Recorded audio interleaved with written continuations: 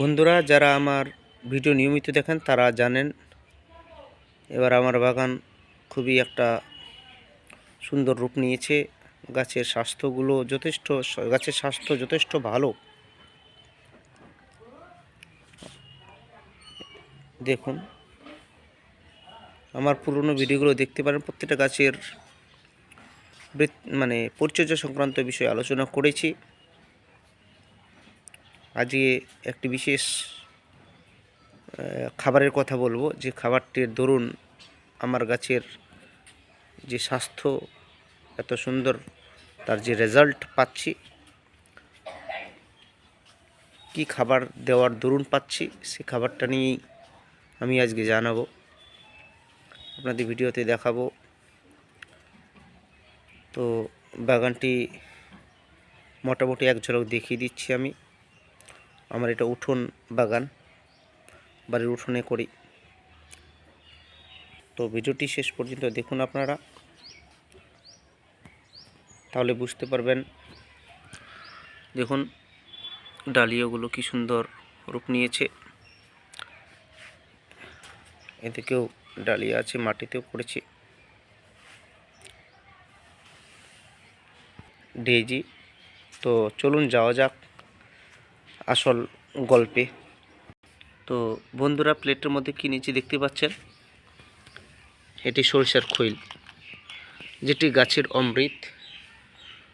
সরিষার খৈল ব্যবহারের দু একটি বিধি আছে, একেবারেই সুনির্দিষ্ট বিধি নয়। এদিক ওদিক হলে যে ভুল হয়ে যায় এমনটাও নয়, একটু শুধু বিধি নিয়ম মেনে চলতে হয়। এখানে যে সরিষার খৈলটি আছে, দেখুন সরিষা থেকে তেল নিষ্কাশনের পর যা পড়ে থাকে সেটাই সরিষার খৈল। এখানে সরিষার খৈলের তরল সারটি, অমৃত খাবারটি মূলত যারা বাগান করে তারা প্রত্যেকেই জানে যে কীভাবে সরিষার খৈল দিতে হয়। আর যারা নতুন বাগানে তাদের কাছে একেবারে অপরিচিতি, তারা এটা শুনে অবাকই হবেন যে সরিষার খৈলও গাছে দেওয়া যায়, যারা একেবারে নতুন বাগানি। তো একটু নিয়ম বিধি আছে, সেগুলো মেনে চললেই আপনার গাছ কিন্তু আমার গাছের মতো সুন্দর এবং স্বাস্থ্যবান হয়ে উঠবে, প্রচুর ফুলে ভরে উঠবে। এই সরিষার খোলের মধ্যে নাইট্রোজেন প্রচুর আছে, যে নাইট্রোজেন গাছের বৃদ্ধিকে ত্বরান্বিত করে। এছাড়াও কিছু পরিমাণ ফসফেট আছে, যা গাছের শিকড় এবং সুন্দর একটা গঠন দিতে সাহায্য করে। এর আগেও আমি সরিষার খৈল নিয়ে ভিডিও করেছি, সেই ভিডিওটিও আপনারা দেখে নিতে পারেন। আগের ভিডিও এবং এখনকার বলার মধ্যে দু একটি এদিক ওদিক গল্প হতে পারে, কারণ আমি প্রথমেই বলেছি যে সরিষার খৈলের ব্যবহারের একেবারে সুনির্দিষ্ট কোনো নিয়ম নেই, ধরাবাঁধা নিয়ম নেই, যে গাণিতিক ভুল হলে ব্যাঘাত ঘটে যেতে পারে। দুই একটি বিধি আছে যেগুলো মোটামুটি মেনে চললেই হয়। এখানে ধরুন কীভাবে ব্যবহার করতে হয় সেটা নিয়ে আলোচনা করি। প্রথমে যে 100 গ্রাম ধরুন এখানে খৈল আছে, তাহলে আপনি 1 লিটার জলে ভেজাবেন। 100 গ্রাম সরিষার খৈল 1 লিটার জলে ভেজাতে হবে। গরমের দিন 3 থেকে 4 দিন এবং শীতের দিন 5 থেকে 7 দিন জলের মধ্যে ভিজিয়ে রাখতে হবে।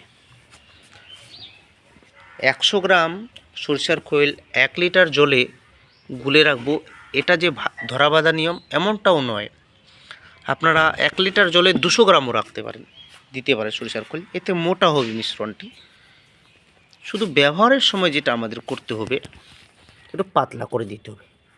যেমন এটি দেখুন যতটা তরল আছে তার থেকেও আরও তরল করতে হবে, মানে এর মধ্যে আমাদের আরও একটু জল মেশাতে হবে।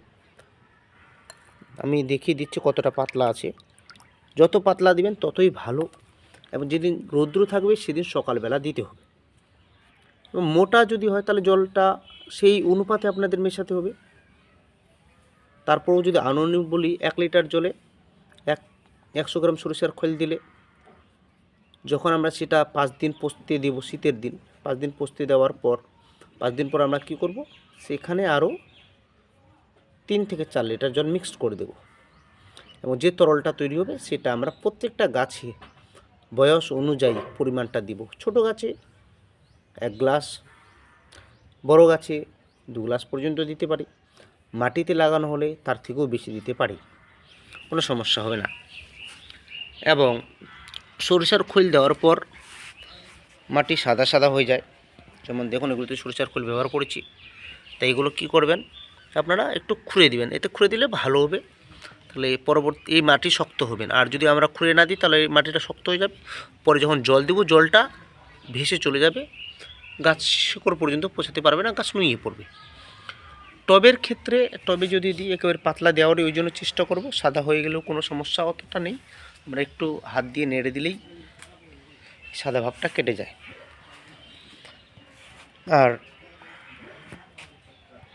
আর 7 দিনে একবার দিলেই হয়, 5 দিনেও দিতে পারেন, আপনারা পরিমাণ একটু কম দিবেন, তবে গাছের গোড়া শুকিয়ে যাওয়ার পর তবেই দেবেন।